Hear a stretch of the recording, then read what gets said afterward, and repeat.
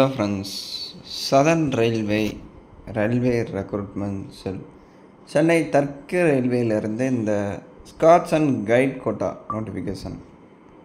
Permanent notification announce பண்ணியிருக்காங்க. எதன் அடிப்படையில் அப்படின்னா ஸ்காட்ஸ் அண்ட் கைட் கோட்டா 2025-26க்கான நோட்டீஸ் அனௌன்ஸ் பண்ணியிருக்காங்க. நிறைய பேர் இதை கேள்விப்பட்டிருக்க மாட்டீங்க, ஒரு சில பேர் கேள்விப்பட்டிருப்பீங்க. அப்படின்னா என்ன, நம்ம ஸ்போர்ட்ஸ் கோட்டா கேள்விப்பட்டிருக்கோம், அது என்ன அது ஸ்காட்ஸ் கோட்டா, அதை பற்றி நான் டீட்டெயிலாக சொல்கிறேன். ஸோ வீடியோவை ஸ்கிப் பண்ணாமல் பாருங்கள். எக்ஸாம் இருக்குது, சிலபஸும் கொடுத்துருக்காங்க, அது எல்லாமே நான் உங்களுக்கு தெளிவாக சொல்கிறேன். So southern railway ICF integral coach factory இந்த 2 டிவிஷன்லேருந்து உங்களுக்கு அனௌன்ஸ் பண்ணியிருக்காங்க. சதர்ன் ரயில்வேயில் எந்தெந்த டிவிஷன் பாருங்கள். சென்னையில் இருக்குது, திருச்சிராப்பள்ளி, மதுரை, பாலக்காடு, திருவனந்தபுரம், சேலமில் உங்களுக்கு வேக்கன்ட் இருக்குது. சரிங்களா, மொத்தம் ஒரு 12 vacancy. Integral coach factory ICF சென்னையில் ஒரு 2 vacancy. So opening date 30 August announce பண்ணிட்டாங்க.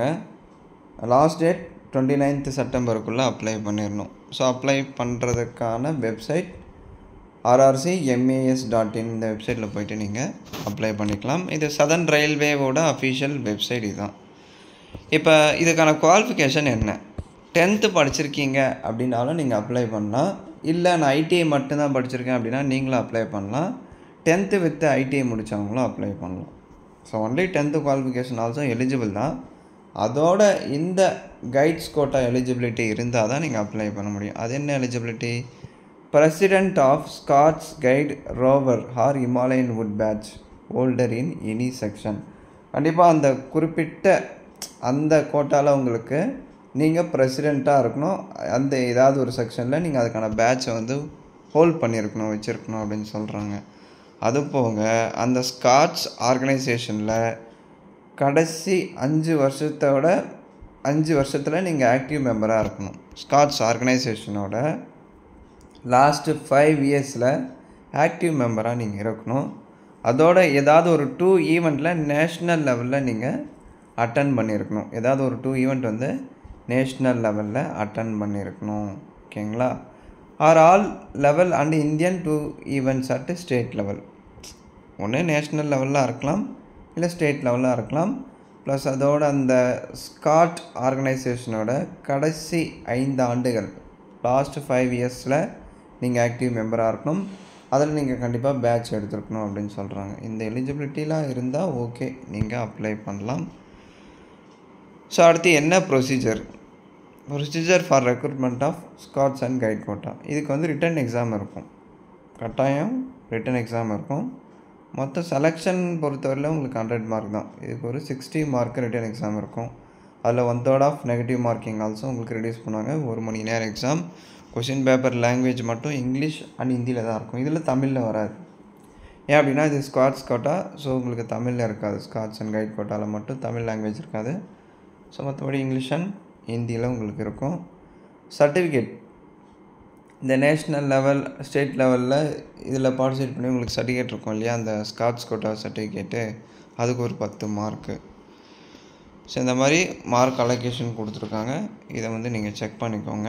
ஸோ எஜுகேஷன் குவாலிஃபிகேஷன் இதில் நிறைய மார்க் அலோகேஷன் இருக்கும், அதெல்லாம் நீங்கள் டீட்டெயிலாக செக் பண்ணிக்கோங்க. இல்லை ப்ரோ இந்த எலிஜிபிலிட்டி எனக்கு இல்லை, எனக்கு தெரிஞ்ச ஃப்ரெண்ட்ஸுக்கும் இந்த எலிஜிபிலிட்டி இல்லை அப்படின்னா ஷேர் பண்ணி விடுங்க. எலிஜிபிலிட்டி இருக்கிறவங்களுக்கு கண்டிப்பாக இந்த வீடியோ போய்ட்டு ரீச் ஆகும். ஓகேங்களா. இப்போ syllabus for scouts and guide quota காமிச்சிட்டாங்க. இது ரிலேட்டடாக தான் உங்களுக்கு வந்து எக்ஸாம் வரும் 10th லெவலில். ஓகேங்களா. So education qualification 10th pass or ITI or equivalent or national apprentice certificate NAC. So 10th மட்டும் படிச்சிருக்கீங்க அப்படின்னாலும் அப்ளை பண்ணலாம். ITI மட்டும் படிச்சிருந்தாலும் ஓகே, ஆர் நேஷ்னல் அப்ரெண்டிஸ் முடிச்சிருந்தாலும் ஓகே. இல்லை அப்படின்னா 10th with apprentice, 10th with ITI படிச்சிருந்தாலும் அப்ளை பண்ணலாம். ஸோ மினிமம் 10th படிச்சிருந்தாலே போதும். இப்போ ஏஜ் பாருங்கள், general 18 to 33, OBC 36, SC ST 38 வரை நீங்கள் அப்ளை பண்ணிக்கலாம்.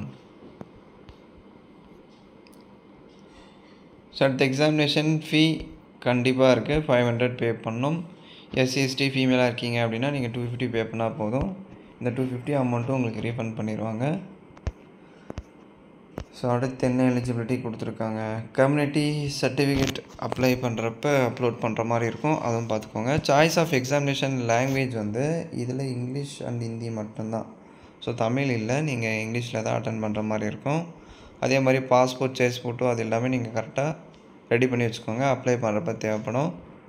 நீங்கள் ரிட்டன் எக்ஸாமினேஷனில் தப்பாக ஆன்சர் பண்ணுறீங்க அப்படின்னா 1/3 மார்க் வந்து ரிடியூஸ் ஆகும். அதாவது தப்பாக ஆன்சர் பண்ணால் மார்க் வந்து குறைப்பாங்க, தெரியல அப்படின்னா விட்டுருங்க.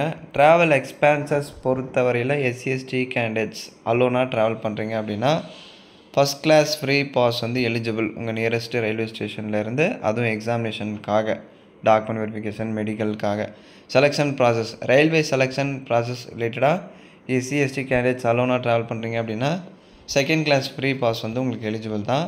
பட் அக்காமடேஷன் அங்கே போயிட்டு எக்ஸாமினேஷன் அட்டன் பண்ணிட்டு மெடிக்கல்லாம் வந்து நீங்கள் அட்டன் பண்ணுறீங்க அப்படின்னா செலெக்ஷன் ப்ராசஸில் ஒரு 1 டே வந்து நீங்கள் ரூம் எடுத்து ஸ்டே பண்ணுற மாதிரி தான் இருக்கும் இந்த மெடிக்கல் டாக்குமெண்ட் வெரிஃபிகேஷனுக்கெல்லாம். ஏன்னா அது எவ்வளோ நேரம் ஆகும், எத்தனை பேர் வராங்க, அதை பொறுத்து தான்.